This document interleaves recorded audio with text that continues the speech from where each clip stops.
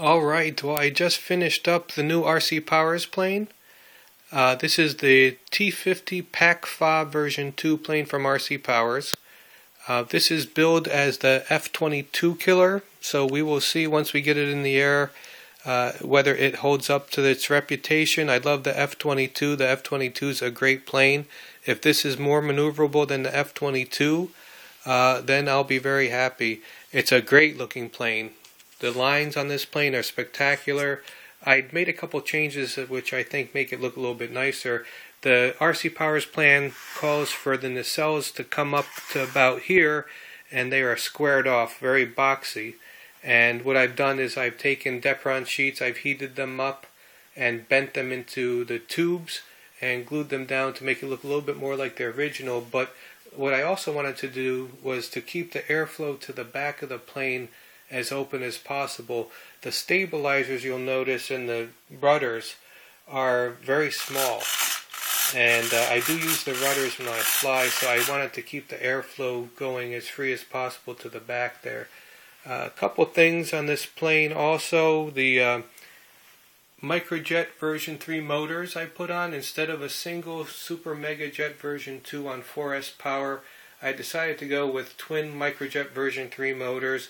They are on the elevons for thrust vectoring, and a nice thing also is that they are counter-rotating, so when I'm doing the low-level flying and I need to power up and get out, I won't have to contend with the torque roll.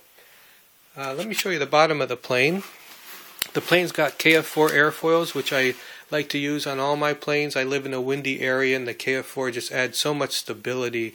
It also adds speed, and the roll rate is greater. All around, I like it a lot.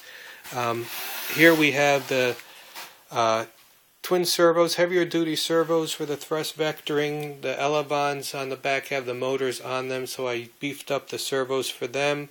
You can see the cabling and the ESCs back there. ESCs are in the airflow to stay cool. I've got some carbon fiber reinforcement, one more rod than it's called for in the plans. Up in the front here, we've got the receiver, and we've got the battery up front there. In order to maintain the center of gravity, the battery's got to be way up in the nose on this. Those motors hanging off the back really bring the center of gravity back. The other thing I did was I glassed the nose of the plane. I took the fiberglass sheets and I cut them to size and then painted them on with Minwax polyacrylic water-based sealer. The water-based sealer will not eat the foam, but it gives you a nice hard shell on the nose. So I like to push my planes maybe a little bit too hard sometimes, and this will buy me a couple hits, I think, before I need to replace the nose. Hopefully I won't, but in case I do, maybe I can get a couple extra hits. The plane weighs in at 40 ounces, which is kind of heavy. So what I've done is I've reinforced the bottom nacelles with double sheets of Depron. It allows me to round the edges a little bit more than normal, but also it reinforces it. I also had to put a carbon rod on the bottom.